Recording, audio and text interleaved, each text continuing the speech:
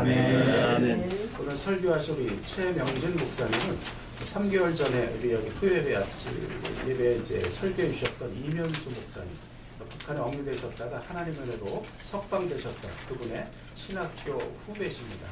저에게 전화하셔서 설교했으면 좋겠다라고 의사를 타진하셔서 언제든지 환영합니다. 제가 치락을 해드렸고 오늘 설교하시게 되었습니다.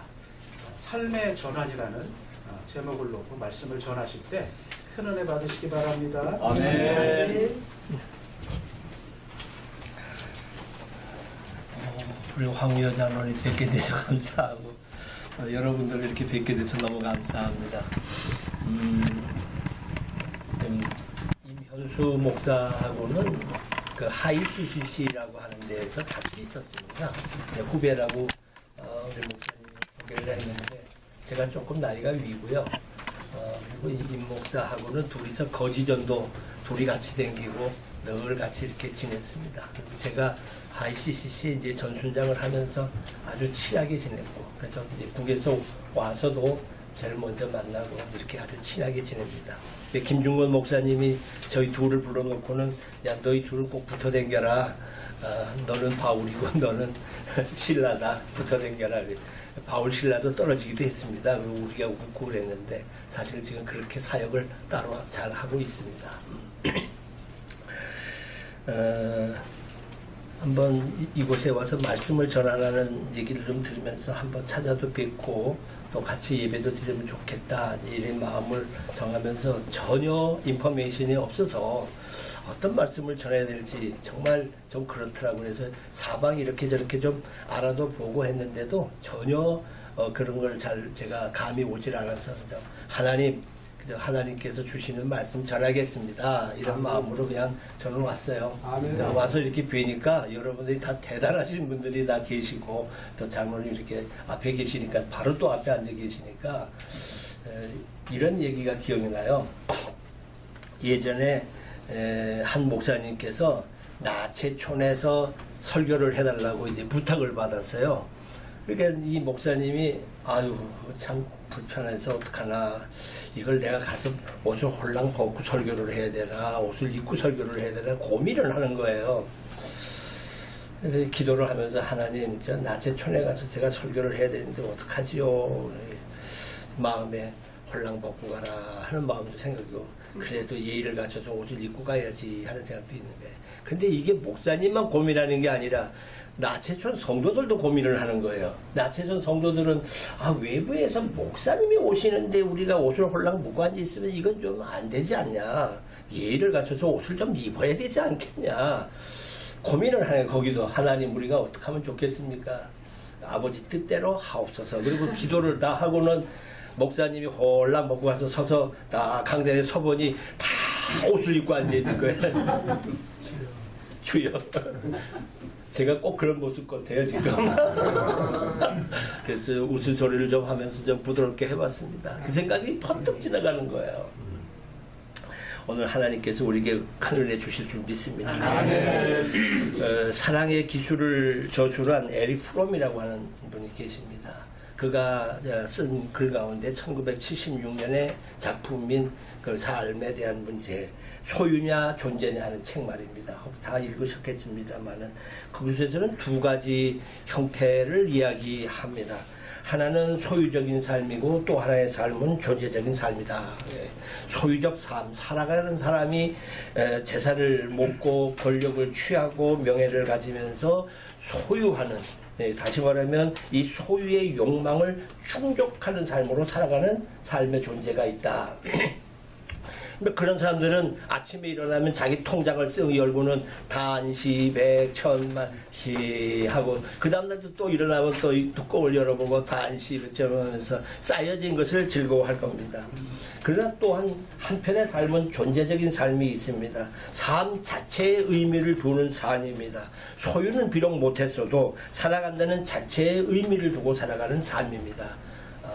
이렇게 생각해 보게 되면 우리가 믿음으로 보게 되면은 우리는 소유적인 삶보다는 사실은 존재적인 삶을 사는 것이 맞지 않느냐. 왜? 하나님께서 우리에게 창조하시고 존재케 하셨기 때문이라는 겁니다. 제가 여러분들에게 저걸 하나씩 논하드렸는데 제가 설교할 내용들을 성경을 일일이 찾기가 그래서 바로바로 보시면 됩니다. 그래서 창세기 1장 1절로부터 4절의 내용이 오늘 얘기입니다. 하나님께서 그 밑에 창세기 1장 26절로 28절에 보시게 되면 하나님이 인간을 만드시면서 자기 형상대로 지으셨다고 했고 생육하고 번성하고 땅에 충만하고 땅을 정복하라 이렇게 말씀하셨습니다. 결국은 하나님이 우리를 창조적 인간으로 만드셨다. 소유적 인간이 아니라 창조적 인간으로 만드셨다고 하는 얘기입니다. 그리고 우리에게 축복하심이 생육하고 번성하고 정복하고 다스리라고 하는 사실입니다. 그런데 우리가 신앙적인 삶을 산다고 말을 하면서도 가만히 돌이켜보게 되면 하나님의 뜻과 거리가 먼 삶을 살고 있지 않느냐 하는 겁니다. 아마 창세기 12장 1절로 4절의 본문을 이렇게 드렸을 때 여러분들 머릿속에는 오늘 축복의 말씀이로구나. 지금까지의 모든 말씀은 그렇게 생각합니다. 여기 나오는 대로 한번 보시죠. 1절로 4절에 보게 되면 너로 하여금 큰 민족을 만들겠다. 큰 민족을 만들겠다는 건 당시에 부족사회니까 싸움을 하게 되면 많은 노획물을 갖고 오면 큰 민족을 내겠다는 건 물질의 축복이다. 할렐루야, 물질의 축복을 받으면 됩니다. 라고 얘기할 겁니다. 두 번째, 내 이름이 창대해진다. 물질만 갖고 있는 것이 아니라 이름이 높아지는 명예적인 복을 받게 될 것이다. 할렐루야, 아멘. 할 겁니다. 세 번째, 하나님께서 책임져 주는 복, 너를 복 주는 자에게 내가 책임지고 복을 주겠다 라고 하는 복된 삶에 대한 하나님의 약속이다. 그러면 우리는 할렐루야, 하나님 믿으면 하나님이 큰 민족 만들어주고 명예적이고 복을 주시는 그분. 그리고 설교가 끝하면 다 끝난 거예요. 과연 그것이 하나님과 우리와의 관계 속에서 주어지는 삶이겠느냐라고 하는 겁니다. 우리는 좀 더 눈을 좀 돌려보아야 됩니다. 하나님의 사람으로 하나님의 뜻을 이루어 간다고 한다면 주님이 가르친 기도를 잊지 말아야 됩니다. 거기 어디 있죠? 읽어보시죠. 시작. 아버지의 나라가 오게 하시고 아버지의 뜻이 하늘에서 같이 땅에서 이루어지게 하소서. 아멘. 따라오시는 분들은 잘 따라오시는데 한번 보십시오. 거기 보게 되면 분명히 뭐라고 얘기하냐면 아버지의 나라가 오게 하시고 이 땅에 아버지의 나라가 임하기를 위해서 기도하라고 주님께서 말씀하시는 겁니다. 그러면 이 땅에 지금 우리들이 이렇게 많이 있는데 그 하나님의 나라가 이 땅에 이루어지느냐는 겁니다. 하나님의 나라라고 하는 것은 하나님의 뜻이, 다시 말하면 하나님의 주권이 작동되는 곳.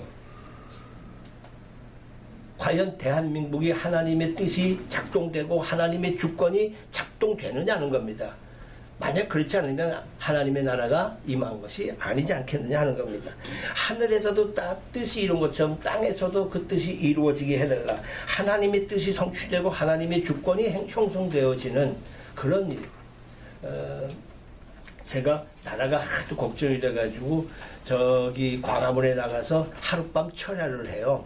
방석을 들고 나가서 답답해서 방석을 들고 나가서 세종대왕 그 구석에다가 방석을 놓고 하룻밤 철야를 하는데 요즘에는 산기도를 잘 안 하다 보니까 가서 기도를 하는데 옛날 감흥이 오는 거예요. 산기도 같은 너무 좋더라고요. 소리를 암만 질러도 누가 뭐라 할 사람도 없고. 그래서 하루를 실컷 기도를 하고 난 이후에 백선엽 장군이 돌아가셨어요. 그래서 거기다 텐트를 육사에서 텐트를 치고 일주일이 지났습니다. 일주일이 텐트를 치고 일주일이 지난 다음에 이제 우리가 그만해 하니까 나라지킴이 고교연합이라고 하는 단체가 그걸 계속 좀 이었으면 좋겠다. 그래서 제가 강력하게 얘기했죠. 8월 15일 날 이 중앙에 모일 수가 없게 만드니 이 코로나 방역 때문에 못하니 이거라도 여기 하나 포스트가 있으면 좋다. 그러니까 이걸 어떻게 하는지 지켜라. 그래서 이제 고교연합이 지키면서 김영달 목사라는 조그만 교회의 담임 목사가 제가 밤에 이걸 지키겠습니다 해서 자기 식구들과 교인들 한 대여섯 명 데리고 밤을 지새워요. 그래서 50일 동안을 49제라고 그러잖아요. 그들이 50일 동안을 거기서 텐트를 치고 거기서 지내게 됩니다. 어떻든 그렇게 해서 거기서 예배가 드려지고 계속 광화문에서 예배를 드리는데 이거를 이름하여서 주권회복 광화문 기도회 이렇게 이름을 정했습니다. 주권회복 광화문 기도회. 그때 그 주권은 뭐였냐면 우리가 선거를 해야 되는데 투표하는 문제가 있다. 그러니 주권 회복하기 위해서 우리가 기도회를 하자. 그리고 거기가 그 주권회복 광화문 기도회라고 시작을 해서 계속 이 시간이 끌어온 거예요. 그러다가 10월 3일이 되니까 그 전에 그 시에서 이거 불법이다 그러고 홀랑 철거를 해요. 철거를 해도 그 자리에서 그냥 비 맞고 눈 맞고 하면서 계속적으로 기도를 하면서 이게 주권 회복이 우리들의 주권 회복이 아니라 하나님의 주권이 회복되는 거로구나 하고 뜻을 돌이키면서 우리가 그 기도를 계속한 게 지금 824차까지 왔어요. 아멘. 그러니까 매일 밤 광화문에서 엎드려 기도하는 사람이 있다는 겁니다. 아멘. 이제 요즘에 이제 윤석열 대통령 되고 난 다음에 조금 뭐라 그럴까 좀 나태해졌을까요? 이렇게 건너뛰면서 예배를 드리는데 또 주일날이면 주일날 낮에는 이제 또 이동욱이라고 하는 경기도 의사회 회장이 나와서 또 광화문에서 한 50여 명이 모여서 기도회를 하고 그래요. 어떻든 이렇게 기도하는 일들이 많이 이루어지면서 하나님의 뜻이 하나님의 주권이 이 땅에 이루어지기를 위해서 기도하는 것 그게 우리 참 그리스도의 모습이 아닌가. 오늘 이렇게 모이신 것도 바로 그런 의미라고 저는 생각이 되어집니다. 그렇다고 한다면 우리 참 그리스도인의 하나님의 나라를 이 땅에 이루려고 하는 이런 생각을 갖고 산다면 우리의 생각의 전환이 이루어져야 되지 않느냐. 생각의 전환과 함께 우리의 삶의 전환이 반드시 이루어져야 된다. 오늘 설교 제목이 삶의 전환이라고 했습니다. 다시 말하면 지금까지 하나님 복 주세요, 은혜 주세요, 주세요 하는 이 소유적인 삶에서 창조적인 삶으로 전환되어져야 된다는 겁니다. 아멘. 이 전환은 마치 혁명적으로 일어났던 코페르니쿠스적인 전환이 이루어져야 된다는 겁니다. 코페르니쿠스가 뭐였죠? 지금까지 갖고 있었던 천동설을 지동설로 바꿨습니다. 그렇죠? 그 코페르니쿠스적인 전환이 우리 그리스도인 안에서 반드시 이루어져야 된다는 겁니다. 그러니까 예를 들어서 공부에서 난주냐 하던 사고입니다. 저는 어렸을 때부터 공부를 하라고 부모로부터 특별히 어머니로부터 얼마나 많은 말을 듣는지 모릅니다. 이 안경은 초등학교 때부터 그때 국민학교죠. 국민학교 1학년 때서부터 꼈어요. 66년부터 꼈으니까. 그 정도로 공부를 시켰어요. 과외를 시켰어요. 그러다 보니까 좀 소위 말하는 좀 떨어지는 학교에서 그래도 인류 중학교, 인류 고등학교를 나오게 된 겁니다. 그 당시 인류라고 하는. 그때 들은 말이 이놈아 공부해서 남 주냐는 겁니다. 근데 지금에 와서 생각하면 공부하면 남 줘야 합니다. 공부해서 남 안 주니까 사회가 문제가 생기는 겁니다. 이런 삶의 전환이 반드시 이루어진다는 얘기입니다. 이것이 성경적으로 얘기하면 요한복음 3장 5절에 있는 말씀입니다. 시작. 예수께서 대답하시되 진실로 진실로 내게 이르노니 사람이 물과 성령을 따르지 아니하면 하나님의 나라에 들어갈 수 없느니라. 네, 그다음 6절에 보면 육으로 난 것 육이요 영으로 난 것은 영이. 자, 문제가 여기 있습니다. 만약에 이런 전환이 우리의 삶에 이루어지지 않았다면 그 사람은 거듭나지 않은 사람입니다. 거듭나지 않은 그리스도인들이 많기 때문에 오늘 우리 사회가 변화되지 않는 겁니다. 이렇게 많은 그리스도인이 있다고 한다면 왜 변화가 안 되겠습니까? 구석구석 냄새가 나는 것은 거듭나지 않은 그리스도인들이 무늬만 가지고 그리스도의 행세를 하기 때문이라고 저는 생각합니다. 오늘 본문은 바로 그러한 획기적인 전환을 일으킨 한 사람을 소개하고 있습니다. 그가 아브라함입니다. 다시 한번 1절부터 4절까지를 눈여겨 맨 위에다가 기록을 했으니까 한 번 더 눈여겨 보십시오. 하나님께서 그를 부르셨습니다. 자, 그러면 삶의 전환을 어떻게 생각해야 되느냐? 오늘 본문의 말씀을 어떻게 보아야 되느냐? 하나님과 믿음의 관계를 가짐으로 해서 삶의 전환이 이루어졌다는 겁니다. 여러분 아시는 대로 아브라함은 갈대아 우르 사람입니다. 북부 이라크 메소포타미아 평야에 아주 넓게 판면에 있는 그 모든 지역을 다 장악했습니다. 유프라테스와 티그리스 양쪽에 비옥한 땅을 가지면서 많은 재산을 늘렸고 종도 땅도 식구도 돈도 많은 아름다운 것으로 풍성한 삶을 살던 사람입니다. 부족함이 없던 사람입니다. 그렇게 75년간을 살아옵니다. 그런데 하나님께서 그를 부르시는 겁니다. 부르신 이후에 아브라함의 삶이라고 하는 것은 그가 편안하게 누렸던 삶과는 다른 삶을 살게 만드셨습니다. 그러한 하나님께서 그를 부르십니다. 1절 여호와께서 아브라함에게 이르시되 너는 너의 고향과 친척과 아비집을 떠나 내가 내게 보여줄 땅으로 가라. 지금 현재 누리고 있는 것을 다 포기하라, 떠나라 하는 거 결코 쉬운 일이 아니라는 겁니다. 지금 있는 것에 더하는 축복을 받기를 원하는지 지금 있는 것을 놓아라, 앞으로 어떻게 될지 모른다, 이건 쉬운 일이 아닙니다. 그런데 믿음의 관계는 바로 그렇게 하나님께서 부르신다는 겁니다. 불러요? 그러면 여기에 대해서 리스판스해요. 응답합니다. 응답하게 되면 그 다음 결단하게 되죠. 결단함과 동시에 순종하고 따르는 겁니다. 바로 이런 관계가 형성되는 것이 참 그리스도인의 삶이라고 하는 겁니다. 하나님이 필요한 자를 택했는데 그 택한 사람이 여기에 응하지 않으면 하나님은 무슨 사업에 어려움을 준다든가 질병에 고통을 준다든가 등등의 여러 가지 방법을 통해서도 자꾸 불러드립니다. 이번이 안 되면 다음번에 또 부르고 이번이 안 되면 또 다음번에 불러서 마지막 순간까지도 당신이 그의 택하신 백성을 불러드린다는 겁니다. 아멘. 그렇게 부를 때 빨리 아멘하고 순종하는 게 좋습니다. 근데 그걸 못하니까 마지막에 가가지고는 다 얻어 터져가지고 아무것도 없을 때 주여 빈손으로 왔습니다. 그건 참 안타까워. 그래도 하나님이 그를 사랑하십니다. 그것도 감사한 일이죠. 아멘. 우리는 모든 관계 속에 삽니다. 태어나면 부모가 있습니다. 부모와 자녀의 관계로 삽니다. 살다 보게 되면 자녀가 여러 것이 만들어지면서 형제가의 관계를 삽니다. 관계가 동시에 커져가면서 교사와 제자라고 하는 관계 속에 살아갑니다.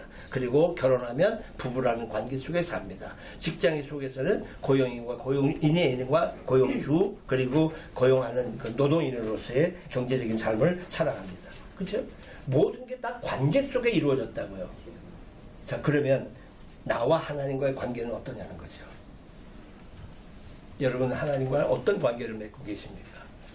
하나님이 뭐 그렇게 우리한테 못한 게 있어갖고 맨날 달라고 그래야 되고 하나님은 안 주면 왜 안 주냐고 따지고 하는 게 우리 삶 아닙니까? 뭐 하나님 잘못한 게 있어서 맨날 하나님 보고 이거 안 해줘요 저거 안 해줘요 발버둥 치고 있지 않습니까? 자 시편 100편 3절입니다. 시작. 여호와가 우리 하나님이신 줄 너희는 알지어다. 그는 우리를 주시니요 우리는 그의 것이니 그의 백성이요 그의 그리스도는 양이로다. 예, 여기서 관계는 세 가지입니다. 하나님은 창조주고 우리는 피조물이다. 하나님은 조물주라는 겁니다. 그리고 하나님은 왕이고 우리는 그의 백성이라는 겁니다. 그리고 그분은 목자고 나는 양이라는 겁니다. 이렇게 믿고 사냐고. 하나님을 우리가 마음대로 부리고 살잖아요. 지금 안 해주면 안 되는 것처럼 하나님 앞에 매달려서 사실은 이렇습니다. 주 예수를 믿어라 그래야만 너와 내 집에 구원을 얻으리라. 할렐루야. 나 구원을 얻기 위해서 내가 예수를 믿어야지. 그리고 탁 시작을 합니다. 그런데 들어가서 돌아보니까 이렇게 얘기합니다. 네가 나를 택한 것이 아니라 내가 너를 택하였노라. 아멘. 하나님이 우리를 택했기 때문에 내가 나아갈 수 있는 것이지 내가 하나님을 믿노라고 하는 게 아니라는 겁니다. 그러니까 자꾸 믿음의 주체가 지금 바뀌었기 때문에 오늘의 현상이 일어나는 거 아니냐. 그래서 저는 신앙은 감사라고 얘기합니다. 아멘. 하나님이 나를 불러주셨구나 하는 걸 깨닫는 게 감사고요. 아멘. 매 순간순간 하나님과 함께 살아가는 것도 감사고요. 아멘. 마지막 하나님 나라에 들어가서 하나님이 주시는 상급을 받는 것도 감사합니다. 아멘. 그러니까 예수 믿는 사람이 감사하다는 말을 하지 못하는 사람은 아직 신앙의 경지에 오르지 못한 사람입니다. 그 어떤 형편과 처지 속에서도 그저 고맙습니다, 그저 감사합니다 라고 얘기하는 사람이 참 그리스도인의 모습입니다. 아멘. 우리가 요 한 5, 6년 전에 너무 힘든 시간들을 보낸 거 다 아십니다. 근데 그 조금 힘들고 어려운 시간들 속에서도 우리는 감사한 게 너무 많았단 말입니다. 돌이켜보니까 그런 것 때문에 다른 역사를 알 수 있게도 됐고 국가관도 갖게 되고 뭐 등등의 우리 믿음의 사람들이 어떻게 행동해야 되는 것도 알게 되고 우리의 잘못도 알게 되니 그 모든 게 다 감사한 겁니다. 아멘. 이게 우리 일상에 일어나는 일이 우연이라는 건 없다고 성경은 분명히 우리에게 가르쳐준다면 그건 다 감사한 일이라고 하는 얘기입니다. 아멘. 그럼 여러분에게 한번 여쭙겠습니다. 왜 믿습니까? 아니 믿어집니까? 둘이에요. 내가 믿느냐 아니면 믿어지느냐는 겁니다. 믿어지니까 믿는 겁니다. 아멘. 암만 믿으려고 해도 안 믿어지면 못 믿습니다. 그런데 믿겠다고 얘기를 하는데 자꾸 믿음이 생기지 않는 건 불행한 일이 아닐까 하는 생각입니다. 대부분 믿음이라고 하는 건 덕보려고 한단 말입니다. 우리의 신앙생활이라고 하는 것은 내가 할 수 없는 일을 그 전능자의 힘을 빌어서 어떤 일을 해보려고 하나님 도와주시옵소서라고 기도한단 말이에요. 하나님 도와주시옵소서가 아니라 내가 하나님의 뜻을 어떻게 이루겠습니까? 하라고 해야 되는 겁니다. 저희 집 손녀딸이 지금 이제 요번에 중학교를 들어가는 애가 하나 있는데 어려서부터 저는 그렇게 가르쳤습니다.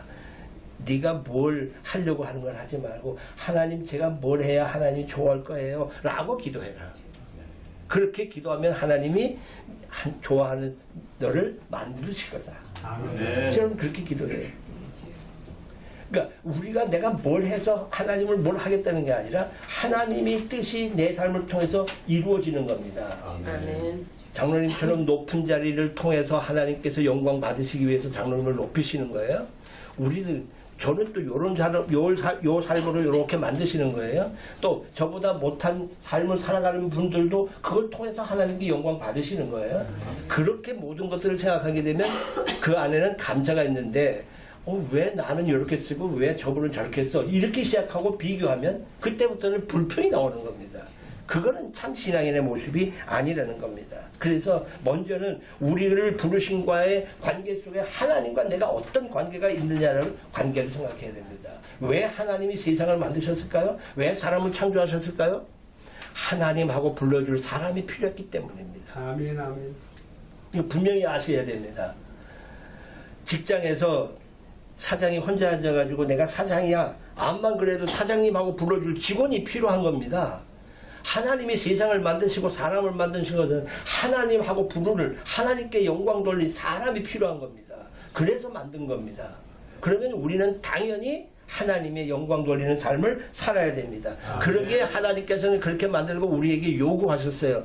어디요? 신명기 10장 12절과 13절입니다. 시작. 이스라엘 여호와께서 내가 구하신 것이 무엇이냐 원대 하나님 여호와를 경외하며 그의 모든 도를 행하고 그를 사랑하며 마음을 다하고 뜻을 다하여 내 하나님 여호와를 섬기고 내가 오늘 내 행복을 위하여 내게 명하는 여호와의 명령과 규례를 지킬 것이 아니냐. 아멘. 하나님이 우리에게 요구하는 게 있어요.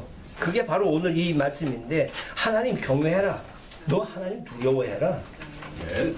하나님을 경외하고 그리고 그 도를 행하고 그를 사랑하고 그를 섬기라. 하나님을 좋아하라는 게 아닙니다. 하나님을 사랑하는 겁니다. 좋아한다는 것은 남이 나에게 잘했으니까 내가 그 사람이 좋은 거예요. 사랑이라는 건 그 사람이 나에게 힘들게 해도 내가 그를 사랑하는 거예요. 아멘. 하나님을 그렇게 사랑해야 되는 겁니다. 아멘. 그러니까 그 어떤 고난과 역경과 어려움이 있다 하더라도 지고 갈 수 있는 용기가 생기는 거죠. 자, 이게 하나님과의 관계입니다. 두 번째 얘기를 하겠습니다. 3절입니다.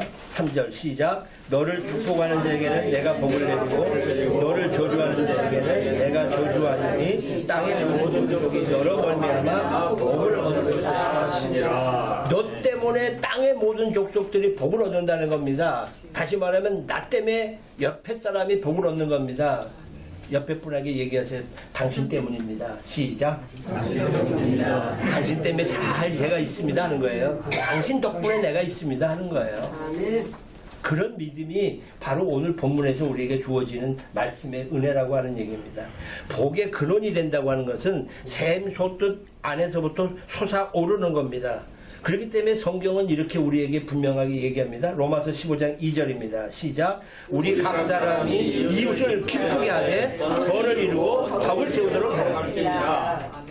네, 더 손을 이루고 덕 세우래요. 이게 하나님께서 우리에게 주시는 말씀이에요.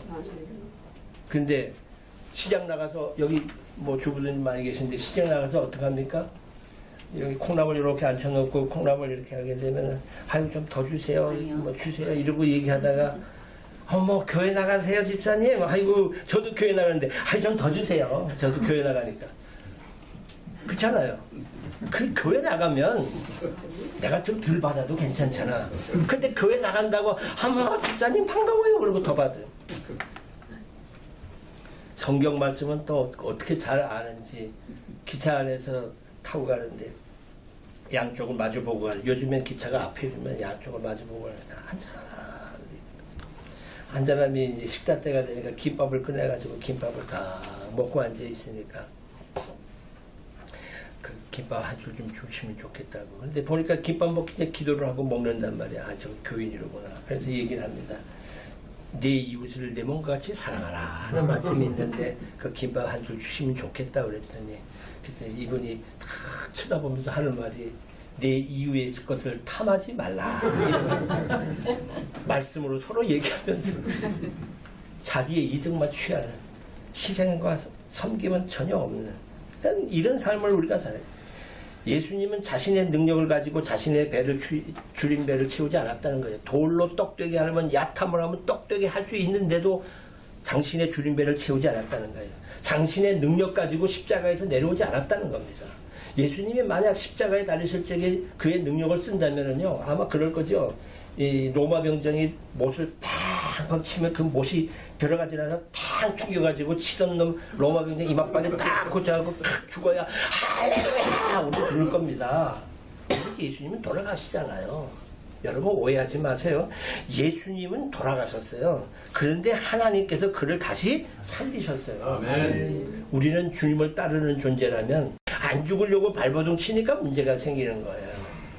여기 계신 분들은 제가 하는 말을 이해할 것 같아서 제가 이런 말을 드립니다. 아멘. 이런 말 들리면은 교회 안 찾아와요, 교인들이. 그러니까 우리 교회는 작아요, 교회가. 몇십 년을 교회를 했는데도 크게 키울 수가 없어요. 왜 키울지 못하는지 모르겠어요. 와서 딴소리하고 가니까요. 예수님께서 지금 우리 여기는 모르겠습니다. 저기 예수님이 이렇게 지금 들어오시는데 예수님의 머리털에 능력이 있어. 그거 하나만 딱 뽑아가지고 집에 갖다 놓으면 가와 만사성이야. 예수님 머리털 하나 딱 뽑아가지고 병든 자기 육체 갖다 대면 그냥 암병도 싹 나. 하다못해 남편 바람기도 잡아. 그러면 어떡하실 것 같아? 여기 계신 분들. 예수님 여기 들어오시기 전에 저기서 그저 한 주먹씩 뽑아가지고 그냥 다 놓아주고 그러지 않겠어요? 여기 분들은 안 그러시겠지. 근데 대부분 우리 한국 교회가 그럴 거란 말이에요. 만약에 내 골무가 터진 여기에 그 머리털 하나만 올려놔도 싹 나올 수 있는데 불구하고 예수님 오시는데 그 내가 감히 어떻게 예수님 머리에 손을 대? 아유 그냥 내가 아프고 말지. 이게 믿음 아니냐는 거예요. 아멘. 좀 이런 믿음 좀 갖자는 거예요. 아멘. 언제까지 믿음을 연약한 어린아이 유아적인 믿음만 가질 거냐고요. 교회가 지금 100년 넘게 이제 신앙을 가졌는데 여전히 그런 거예요. 노인 권사님이 되셔가지고도 우리 목사님이 내 말 안 들어준다고 내가 마음에 들어서 하나님 앞에 의자에다가 뭐 옛날에 긴 의자 장의자의 방석 그걸 다 깔아놨는데 목사님 마음에 안 든다고 그 다음날 보니까 그걸 다 집어갔어 집으로. 그걸 가져갔어요. 그걸 갖다가 어디다 쓸지도 모르겠는데 다 집어가. 그런 게 무슨 믿음이냐는 거지. 우리의 믿음을 한 번쯤 점검해 볼 필요가 있어요. 로마서 15장 3절입니다. 시작. 그리스도께서는 자기를 기쁘게 하지 아니하셨나니 기록된 바 주를 비방하는 자들의 비방이 내게 미쳤나이다 한과 같으나. 예, 주님은 자기를 기쁘게 하지 않았어요. 그러면 우리도 그렇게 기쁘게 하지 말아야 돼요. 주께서 가난하게 된 이유가 있어요. 고린도후서 8장 9절이에요. 우리 주 예수 그리스도의 은혜가 너희가 알거니와 부요하신 이로써 너희를 위하여 가난하게 됐어요. 우리 때문에 그분이 가난하게 줬다는 겁니다. 네, 잠언서 11장 24절입니다. 흩어 구제하여 부하여진다. 누가복음 6장 38절이요. 주라 그리하면 너희에게 줄 것이니 곧 후이되어 늘고 흔들어 넘치도록 하여 너희에게 안겨 주리라. 아멘. 주라는 거예요. 주라는 거예요. 주라는데 왜 우리는 못 주고 사냐고요. 주면 어떻게 해요? 후이 되어 누르고 흔들어 넘치도록 해서 주겠다고 하는데도 그 말은 안 믿는 거예요. 계속 내 주머니에 쓰는 거에 바빠요. 내 돈, 내가 쓸 때가 비로소 내 돈이지 그거 통장에 아무리 있어봐야 그건 내 돈 아닙니다. 내 손에 의해서 쓰여질 때가 내 돈입니다. 그게 내 돈입니다. 사랑하는 여러분, 그런 돈을 쓸 수 있어야 된다는 얘기입니다. 오늘 우리의 사회가 이렇게 되는 이유는 결국은 가진 자들이 베풀지 않기 때문이다. 그런 생각이 들어요. 여러분, 이제 저는 사실 지금 은행동 교회로 소개를 했지만 76년서부터 전도사 일을 했으니까 꽤 오래 했어요. 그죠? 꽤 오랜 시간하고 교회에서만 살았어요. 그리고 어린이 부흥사입니다. 어린아이들만 데리고 교육학을 했기 때문에 어린아이들만 데리고 부흥회를 우리나라에 어린이 부흥사협회라는 게 있어요. 그래서 제가 2대 회장인데 그래서 어린애들하고 아주 잘 놀아요. 인형극도 잘하고. 그렇게 평생을 살면서 전국적으로 다니면서 2000여 회 이상 어린이 부흥회도 하고 어린아이들을 울리고 웃겨가면서 은혜 생활을 하게 하고 기도하게 하는 어려서부터 어른들은 반평생을 주를 위해 헌신하지 못하지만 어렸을 때부터 확신을 갖게 되면 한평생을 주를 위해 산다는 그 모토 속에서 어린아이들만 데리고 그렇게 지냈어요. 그랬는데 이 나라가 이렇게 되는 것을 보면서 야 이건 아니다. 그리고 이제 나와서 이 활동을 좀 하게 됐고 그러는 과정에 374개의 우리 우파 시민단체들을 이렇게 모아가면서 자유민주총연맹이라는 것을 하나 만들었어요. 그래서 지금 그 활동을 지금 열심히 하고 있습니다. 아야 여의도에 사무실을 내고 이제는 그쪽으로 그냥 완벽하게 가지만 말씀 쪽에서 가야 된다기 때문에 이런 말씀 전하는 일에는 그저 언제든지 나서서 이제 말씀을 전하는데 좌파들이 왜 좌파가 되느냐 이게 이래요. 맨 처음에 청년이 뭐 오갈 데 없잖아요. 오갈 데 없는 청년이 있으면 야 너 와서 이 현수막 좀 붙잡고 있어. 그러면 이제 현수막 이렇게 붙잡고 있어요. 이렇게 현수막 붙잡고 야 잘했다. 짜장면 사줄게. 그 짜장면 먹여요. 그리고 몇 번 끌고 다니게 되면 야 너 내가 얘기하는 거지 스피치 얘기하는 거 너 들어보니까 너도 그건 마찬가지지. 너 속상하지. 너 한마디 할래? 아 나 저도 한마디 할 수 있어요. 그러면 이제 거기 옆에 이 현수막 들고 서 있다가 이제 마이크 잡고는 이제 지도 화가 나니까 하는 얘기가 많아. 내도 이제 젊은데 뭐 일자리가 없고 뭐 이 나라가 어떻고 이러고 막 떠들어. 그러면 이제 야 너 참 잘한다. 야 오늘 너 수고 너무 많이 했는데 와라 갈비탕 사줄게. 그러면서 점점 키워. 그래서 완벽하게 좌파를 만들어 가는 거예요. 사실은 이게 교회에서 할 일이란 말입니다. 그런 할 일이 없이 방황하는 젊은이들을 교회가 불러서 어떻게 일을 해야 되는지도 알려주고 그리고 그 아이를 키워주고 이렇게 해서 그를 품어야 되는데 그게 다 안 되고 있는 거란 말이에요. 그런데 좌파는 그런 식으로 해서 하나씩 좌파를 만들어 간단 말이에요. 물론 그 안에 주사파도 있고 그 안에 종북 세력도 있긴 하지만 그런 식의 젊은이들이 너무 많이 흘러가 버리고 있지 않느냐 하는 얘기입니다. 자생적 사회주의가 생기는 이유가 바로 우리들이 베풀지 못했기 때문이라는 얘기입니다. 그러니까 자기 것도 남에게 주지 못하면서 뭐 하나님께 드린다 이 표현도 또 좀 웃기지 않느냐 그런 얘기예요. 쉽게 얘기하면 우리가 하나님을 위해서 헌신한다고 얘기는 하지만 그저 일부를 바치면서 헌신하는. 그래서 주님께서는 과부의 2랩돌을 더 축복하는 거 아닙니까? 그런 생활비 전부를 들여서 이젠 가진 게 없습니다라고 그래서 얘기합니다. 우리는 드린 다음에 내 주머니가 얼마나 있느냐를 보시는 것이지 얼마를 드렸나를 보시지 않는다. 하나님은 내가 하나님을 위해서 뭐 정말 열심히 다 했습니다. 시간 바쳤습니다. 정성 바쳤습니다. 하고도 남은 시간이 얼마나 있느냐. 정말 저는 시간이 너무 요즘에 아깝다는 생각이 많이 드는 거예요. 하나님을 위해서 한다고 하면서 기도 요만큼 하고 그 다음에 내 시간에 가서 뭐 운동하고 여행 다니고 이렇다고 안 되면 그게 과연 헌신적 삶이겠느냐. 그렇대잖아요. 외나무 다리를 이렇게 건너가는데 이게 좀 신통치 않아 다리가. 그러니까 돈 많은 부자가 건너가면서 하나님 이 다리를 제가 잘 넘어가면 감사하겠습니다. 근데 그 내가 재산이 있어봐야 뭐합니까? 가다가 넘어지면 당연히 제가 이 재산 절반을 아니 재산을 전부를 하나님께 드리겠습니다. 그리고 기도를 하고 건너가요. 건너갔는데 반쯤 갔는데도 큰 문제가 없어. 큰 문제가 없이 뭐 잘 넘어갈 것 같아. 그러니까 이제 기도를 바꿉니다. 하나님 아까 전부를 다 드린다는 건 그럼 그렇고 반만 제가 드리겠습니다. 그러니까 이 반 왔으니까 이제 반만 드리겠습니다. 근데 걸어가다 보니까 톡 뛰면 될 것 같아. 아니에요. 헌금은 11조만 하면 되는 건데 그러면 다 반까지 드리겠습니까? 제가 앞으로 11조를 잘하겠습니다. 그리고 삐끄덕하고 이게 떨어져 죽을 것 같으니까 아이고 하나님 농담도 못합니까? 이랬다는 거 아닙니까? 이런 식의 신앙생활을 하면서 우리가 무슨 하나님을 위하여 헌신을 하고 살아가느냐 하는 얘기입니다.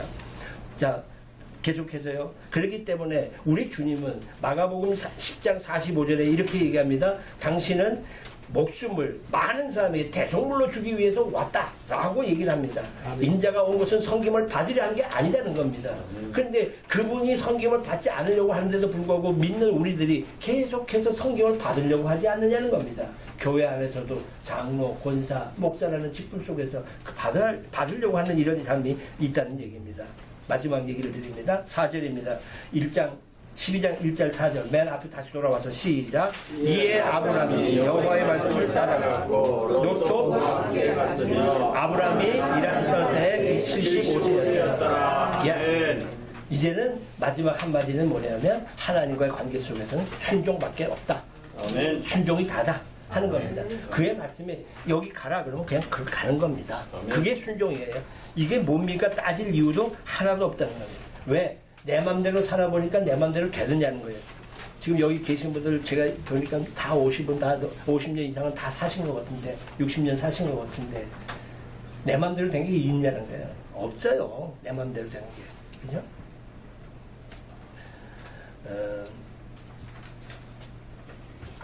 어떤 남자가 거울을 볼 때마다 아주 화가 나는 게 있어. 뭐가 화가 나느냐면 자기 눈썹이 거울을 보니까 이렇게 쳐져 있어요. 이렇게. 근데 눈썹이 이렇게 쳐졌으니까 이걸 어떡하나 하고 하나님 이걸 어떡하면 좋아요. 그런데 머릿속에 다 스쳐지는 게 어디 가다가 눈썹이 이렇게 치킨 여자를 만나서 결혼을 하게 되면 눈썹이 이렇게 될 것 같아. 아이고 그래 맞다 그거다. 그래서 이제 여자를 찾는 거예요. 그래서 사진을 보고 여자를 찾다 보니까 진짜 여자가 눈썹이 이렇게 치켜진 여자가 만나게 돼. 저 사람하고 당신 결혼합시다. 당신 눈썹은 이렇게 생겼고 내 눈썹은 이렇게 생겼으니 틀림없이 우리 이세는 이렇게 이쁜 아이가 나올 겁니다. 맞습니다. 그래서 둘이 너무 사랑해가지고 아기를 낳고 제일 먼저 본 거예요. 뭘 봤어요? 눈썹부터 어떻게 해야 돼? 그랬더니 눈썹이 이렇게 됐어요. 뜻대로 안 됩니다. 그죠? 뜻대로 안 되는 거예요. 그렇지. 하나님의 말씀에 순종하고 사는 것밖에는 방법이 없다는 겁니다. 믿음 생활은 그저 아멘밖에 없다는 겁니다. 아멘. 좀 성경대로 살자고요. 아멘. 말은 성경대로 산다고 얘기하면서도 생각은 맞는데 행동은 그렇게 안 합니다. 좀 진실하자고요. 좀 솔직하자고요. 왜? 우리는 하늘에 상이 반드시 있습니다.